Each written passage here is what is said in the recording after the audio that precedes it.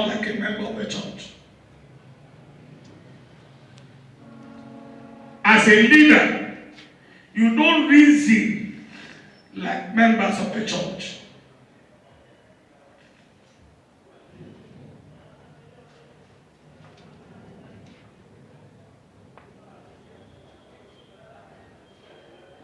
As a leader, you don't read Bible as members of the church or any other scriptural books. You don't read like members.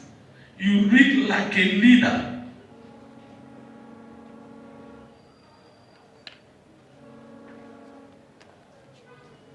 So the first thing a leader must know, that even though you are sitting in the midst of the congregation, you don't behave like them. You don't talk like them. You don't behave like them.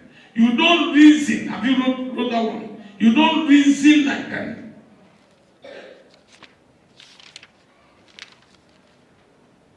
You don't read Bibles like them.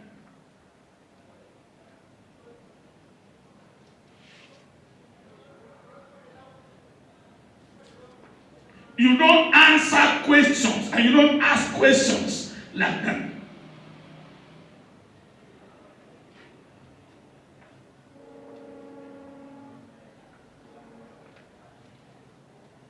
You don't pray like the members do.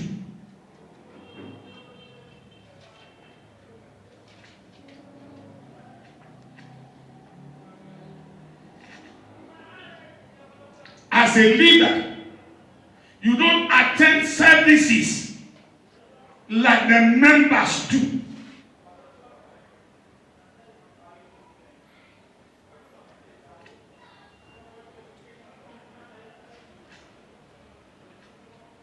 As a leader, you don't see things the way members see things.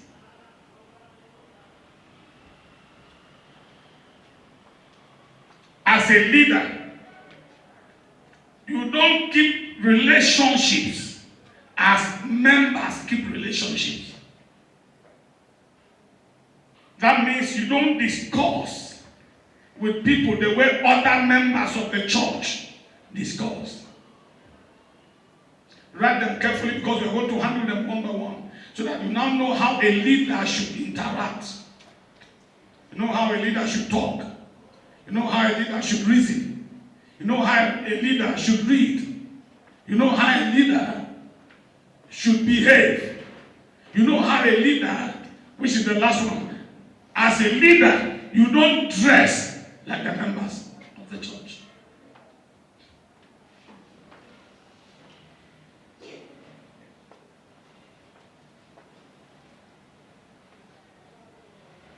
Have you written that? All right, so that's why I prepared a teaching that I want to teach, which I'm going to give you a breakdown. We'll try. That's why my iPad ran down because we tried to print it out, but it's like the system of my iPad and the Bishop system cannot become compatible, so we can't print it out. We're believing God before I leave by next week or thereabout. What I'm going to teach you today, you have a handout. Every teaching, every good teacher, a good seminar lecturer gives handout. So I'm going to teach you how you prepare a handout as a leader. Because you will be privileged tomorrow to also stand the way I'm standing. And in our church, I give 8 of my leaders privileges to come and teach. And if you come and teach, you teach different from what I'm teaching. It means you're not my son. Our church, we try as much as possible to maintain standard internationally, globally. I brought a book. This book, I printed it last week. I call it Minister's Diet. The Minister's Diet. That means the minister's food, the minister's tea, the minister's food. I don't know how you call food in Kenya. But if you take this book and stand in Kenya, anybody that see you do what this book says will take right for you. You take this book, go to America, stand on the altar and do what is required of this book, the American pastors will want you to come back and preach in their church. You take this book and go to Europe and stand on the altar in Europe to conduct a service. They will want you to come back and conduct that kind of service. If you take this book and go to any part of the world as a pastor, anybody that listens to you the way you behave through this book will know that you came from a good church and that you are a good pastor and that you are a genuine pastor. You are not a 419 pastor like I told my friend. In Nigeria, that's what we call 419. Somebody say 419. 419. Say that again. 419. 419. It means portfolio pastors who are fraudsters, who don't have a church, who go about defrauding people, who tell people fake prophecies. And some of them are rape prophecies and call sister. Say, sister, please can you do something for me? Say yes. We'll give you some hundreds of thousands of naira.